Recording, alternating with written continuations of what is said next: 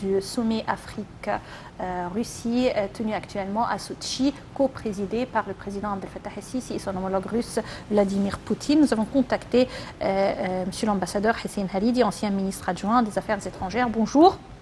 Bonjour, mesdames. Monsieur l'ambassadeur, quand on parle des relations entre l'Égypte et la Russie, ce sont des relations étendues, bien sûr, depuis longtemps, mais depuis 2018 et la visite officielle du président Abdel Fattah el-Sisi en Russie, qui a duré 3 jours, on peut dire que les relations ont connu un nouvel élan et également sont des relations étendues actuellement sur plusieurs volets et plusieurs domaines. Aujourd'hui, on parle non seulement de relations bilatérales entre l'Égypte et la Russie, mais également les relations entre la Russie et l'Afrique. Selon vous, quelle est l'importance de ces relations en ce qui concerne le développement durable actuellement dans le contexte d'un monde mitigé par plusieurs conflits? C'est la première édition du Forum Russie-Afrique, à l'instar des forums entre la Chine et l'Afrique, le Japon et l'Afrique, l'Inde et l'Afrique, et l'Allemagne et la France et l'Afrique. Alors c'est la première édition. La Russie veut rétablir son influence dans le temps, durant l'époque soviétique, dans le continent africain. Et comme vous venez de le préciser, les relations entre l'Égypte et la Russie ou l'ex-Union soviétique est un exemple des relations fructueuses pour les deux parties. Et l'Égypte, les relations russo-égyptiennes représentent un exemple pour les autres pays africains. Et d'un autre côté, je pense que la Russie est vraiment intéressée à revenir en Afrique, à rétablir son influence et jeter les bases d'une coopération multilatérale dans plusieurs domaines. Par exemple, l'énergie, la lutte contre le terrorisme, la coopération pour la sécurité, sur le continent africain, les infrastructures et la technologie, les technologies avancées. Oui. Et le commerce. Parlant du commerce, certainement le volume des échanges commerciaux entre la Russie et l'Afrique s'est accru. En 2001, c'était à 5 milliards de dollars. L'année dernière, 2018, le volume est à 20 milliards de dollars. Et je pense que quelques accords seront signés dans le contexte de travaux du Forum Russie-Afrique, tel un accord, un projet d'accord avec l'Union africaine qui jetterait les bases et préciserait les domaines de la coopération future entre la Russie et l'Afrique. Certainement, ce forum est co-présidé par le président russe Vladimir Poutine et le président en exercice actuel de l'Union africaine, qui est l'Égypte, le président Al-Sisi. Et je pense que le fait que la Russie a signé un accord octobre dernier avec le gouvernement égyptien pour établir une zone industrielle le long du canal de Suez serait un exemple qui serait débattu lors de ce rencontre entre presque 3000 hommes d'affaires russes et africains aujourd'hui et demain. Oui. Alors, on est vraiment très enthousiaste à propos de plusieurs projets et protocoles qui seront signés, mais toujours on a des craintes de ne pas répéter l'ancien scénario de l'impérialisme, c'est-à-dire d'exploiter les richesses de l'Afrique sans vraiment avoir une relation ou un partenariat équitable. Alors, selon vous, quelles seront les garanties pour cette phase pour que l'Afrique puisse également profiter de tous ces partenaires multinationaux qui veulent bien investir et revenir en Afrique?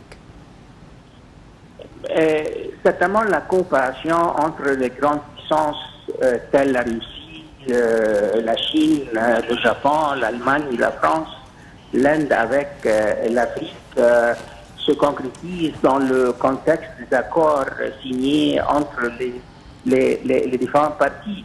Et je pense que les pays africains aujourd'hui sont bien conscients des enjeux stratégiques de l'implantation des grandes puissances dans le continent africain, mais d'un autre côté, en même temps, ils reconnaissent l'importance de renforcer les partenariats avec ces grandes puissances, car si les pays africains et les Africains veulent la mise en œuvre d'agenda 2063, c'est-à-dire le développement économique durable, ils sont conscients, mesdames, que certainement ces partenariats avec les grandes puissances industrielles, c'est impératif. Mais comme je viens de le préciser, madame, les pays africains sont conscients des limites de cette coopération-là, mais personnellement, moi je pense que la coopération entre l'Afrique et ses grandes puissances, c'est à l'avantage des peuples africains. Oui.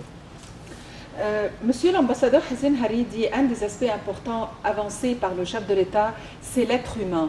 L'être humain au niveau de son bien-être, au niveau de ses aspirations, au niveau de ses objectifs dans la vie. On parle des projets, mais à partir de la perspective jeunesse et être humain. Et on parle de bâtir les capacités de l'être humain ou former davantage ses compétences.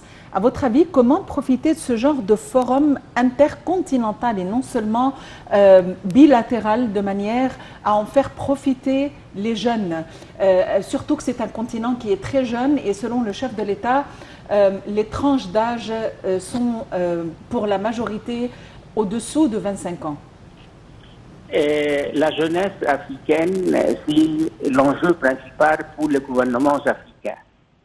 L'Afrique comptera en 2040, entre la décennie qui va de 2040 à 2050, l'Afrique comptera 1,5 milliard d'habitants.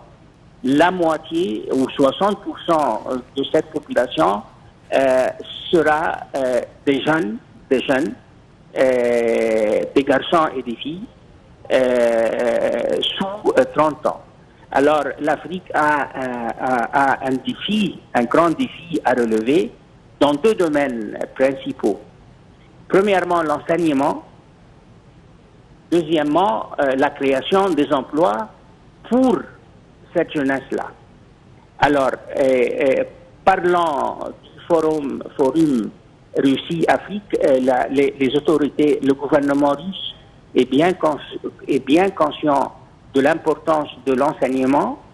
Et dans ce contexte, permettez-moi de rappeler que durant l'époque soviétique, Moscou a octroyé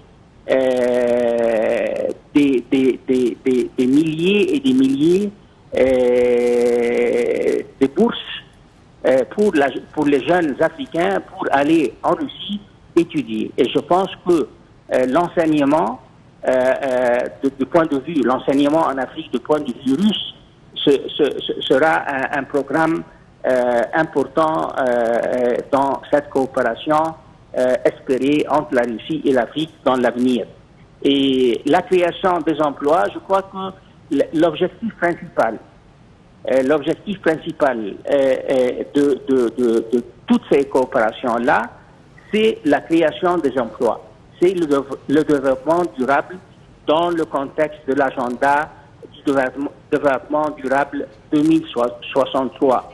Et le gouvernement russe est bien conscient de l'apport attendu de la part des pays africains dans les années à venir. Personnellement, moi, je suis optimiste. Quant à la prospective de cette coopération avec la Russie. J'espère que l'entrée ou la rentrée de la Russie en Afrique une deuxième fois va équilibrer la présence des grandes puissances sur le continent africain au profit de l'indépendance et de la souveraineté des pays de l'Afrique. Monsieur l'ambassadeur, à votre avis, dans quelle mesure nos relations avec la Russie en tant que continent constituent un équilibre au niveau de la politique étrangère du continent africain face aux autres pays? Comme vous le savez, madame, il y a une grande compétition entre les grandes puissances à s'implanter en Afrique. Pour diverses raisons, la plus importante est le fait que l'Afrique possède presque 60% des matières premières sur le plan international. Et deuxièmement, ces grandes puissances ont un grand intérêt à stabiliser l'Afrique de point de vue économique et de point de vue politique. Alors, cette compétition-là entre les diverses grandes puissances pourrait être une garantie pour l'indépendance de l'Afrique et pour maintenir un équilibre sur le plan international entre ces diverses grandes puissances. Mais ceci dit, certainement, nous sommes ici devant la géométrie de vitesse variable, c'est-à-dire qu'il y a des pays africains pour des raisons historiques par exemple, les pays francophones dans un contexte culturel préfèrent renforcer leur coopération avec certaines grandes puissances. C'est leur droit. Oui. Mais l'Union africaine comme organisation certainement a des accords, a des règles, a des principes, les principes fondateurs de l'Union africaine, va aider les pays africains à un certain rééquilibrage entre leur attachement historique, culturel à une telle grande puissance précise et d'une façon générale, l'intérêt général de tous les pays africains. Oui. Très bien. Monsieur l'ambassadeur Hessein Haridi, merci d'avoir été avec nous aujourd'hui. Nous continuons toujours la couverture de cet événement. Oui, juste une petite pause et on enchaîne avec cette couverture exclusive du sommet Russie-Afrique tenu actuellement à Sochi.